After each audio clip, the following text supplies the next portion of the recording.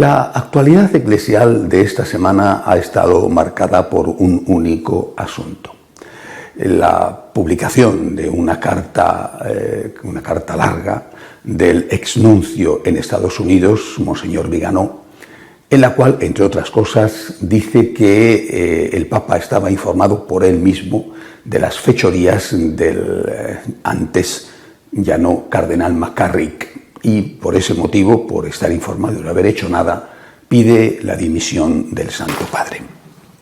El Papa Francisco, en el avión que le devolvía a Roma tras concluir la Jornada Mundial de la Familia, pidió a los periodistas que interpretaran ellos mismos la carta y sacaran sus conclusiones.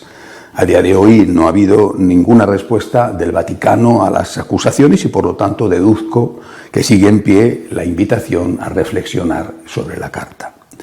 Quiero hacerlo, sin embargo, no como periodista, que sería una opción válida para mí, sino como católico que cree en lo que la Iglesia nos enseña, incluido el amor, respeto y obediencia debido al vicario de Cristo. Quiero hacerlo también como guía de tantas personas que en estos días me han escrito desconcertadas, queriendo saber mi opinión al respecto. Es posible que lo que diga no guste del todo a nadie, pero he rezado mucho antes de escribir esta reflexión y esto es lo que en conciencia tengo que decir. De hecho, ayer por la mañana estuve rezando delante del sepulcro de San Juan de la Cruz en Segovia, pidiéndole a ese santo que vivió personalmente y en su época horas muy turbulentas y oscuras, que me diera luz no solo para escribir esto, sino también para ser fiel a la voluntad de Dios. Primero, sobre el hecho en sí de la publicación de la carta.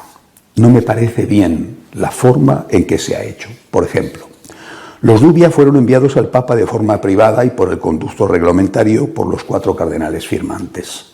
Solo después de que, pasado un tiempo de meses, no hubiera respuesta, esos cardenales decidieron hacerlos públicos. En este caso no se le ha dado al Papa esa oportunidad. Es posible que se pensara que el silencio iba a ser la única respuesta, o que se buscara la oportunidad del momento, la Jornada Mundial de las Familias, o que se pensara que lo sucedido con McCarrick urgía una aclaración rápida, o incluso es posible que Monseñor Viganó decidiera intervenir porque algunos supuestos amigos del Papa, he dicho muchas veces que son sus peores enemigos, algunos supuestos amigos del Papa estaban insultando la memoria de los 2 nuncios anteriores a él, diciendo que no habían informado al Vaticano. Todo esto y quizá otras cosas que ignoro han debido pesar en la conciencia de Monseñor Viganó para incumplir lo que sobre la corrección fraterna nos enseña San Pablo. Pero, vuelvo a repetir, personalmente esto no me ha gustado. Quizá, de haberse hecho de otro modo, hoy el resultado sería distinto. Segundo, sobre el contenido.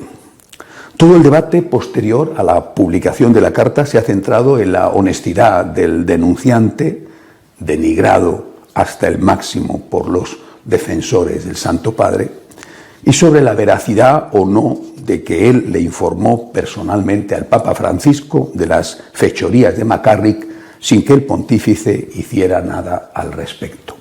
Querer anular el efecto de la carta aludiendo a que Viganó no es creíble porque es un malvado es inútil.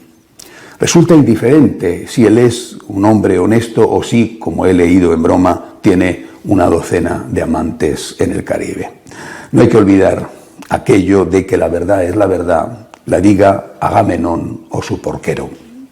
A la vez, focalizar el problema en la cuestión de la denuncia hecha por Viganó al Papa en el año 2013 es ignorar algo que va a la raíz del problema: la trama para nombrar obispos homosexuales o simpatizantes con la homosexualidad, que tendría como objetivo último la aceptación de este comportamiento por parte de la Iglesia.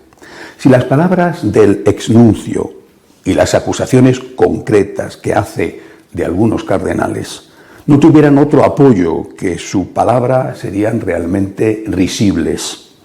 Pero el hecho de que en el propio Congreso sobre la Familia se diera un lugar destacado al jesuita James Martin para hablar de la acogida de los homosexuales en la Iglesia y que en esa conferencia, sin decirlo explícitamente, se abogara por incorporar a los homosexuales que no viven castamente a los ministerios de la Iglesia, por ejemplo, ministro de la Comunión, hace pensar a algunos que hay ciertamente un sector poderoso dentro de la Iglesia que está trabajando para que los actos homosexuales y por lo tanto a la larga el matrimonio homosexual sean considerados al mismo nivel moral que los actos heterosexuales.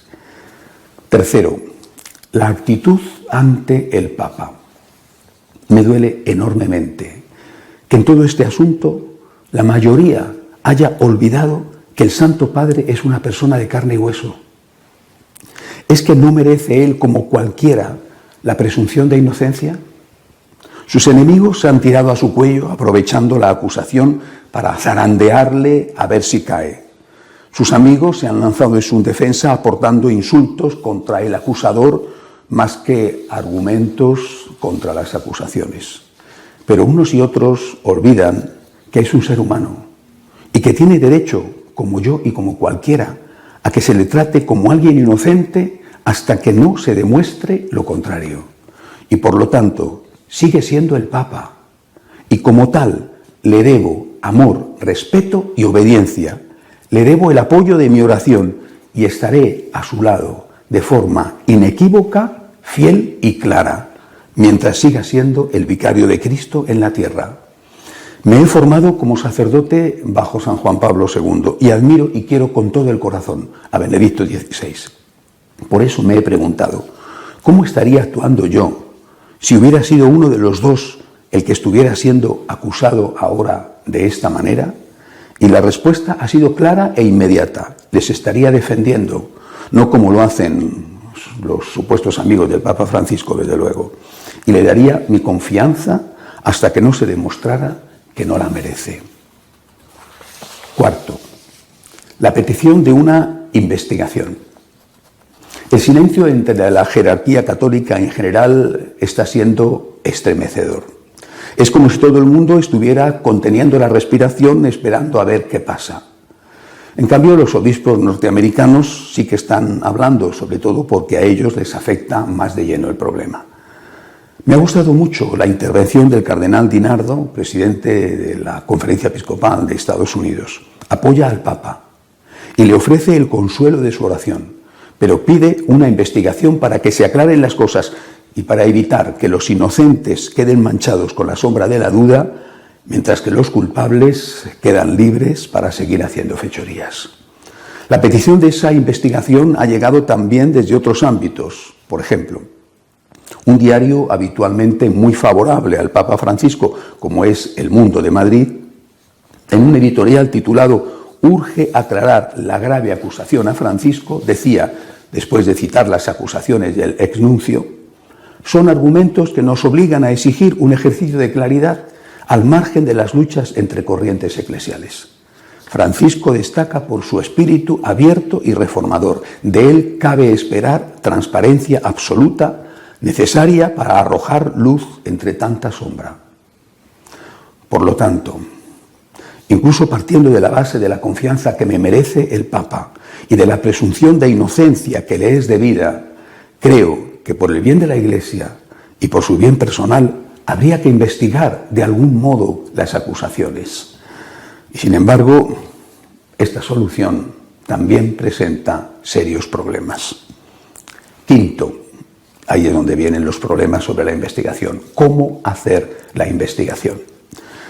Las democracias tienen establecidos en sus constituciones métodos para llevar a juicio, previa denuncia e investigación, a sus más altos dirigentes. El imperio de la ley afecta a todos. El posible impeachment a Trump o el que ya sufrió Clinton o la investigación sobre el Watergate que derribó a Nixon son buena prueba de ello.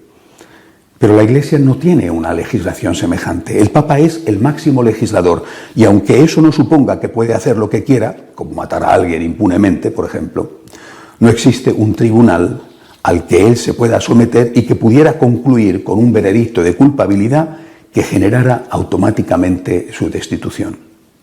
Eso nos deja ante dos posibilidades, me parece a mí. La primera, que sea la justicia civil, por ejemplo, la norteamericana o incluso el Tribunal de la Haya, la que le juzgue. Es probable que indirectamente ocurra, pues Monseñor Viganó podría ser llamado a testificar ante un tribunal de Estados Unidos y a continuación serían llamados también los que él ha implicado en su denuncia. La posibilidad de que un tribunal civil juzgue a un papa, el papa que sea, me parece estremecedora y abre la puerta a una situación de fragilidad inmensa con respecto a la figura y salvaguarda del sumo pontífice. La otra opción, dado que no hay un tribunal eclesiástico que pueda juzgar al Papa, es que, sin juicio, el Papa dimita aún teniendo la conciencia tranquila de las acusaciones que se le imputan. Estoy totalmente en contra, puesto que bastaría con cualquier acusación hecha por cualquiera para que el Papa de turno tuviera que dimitir.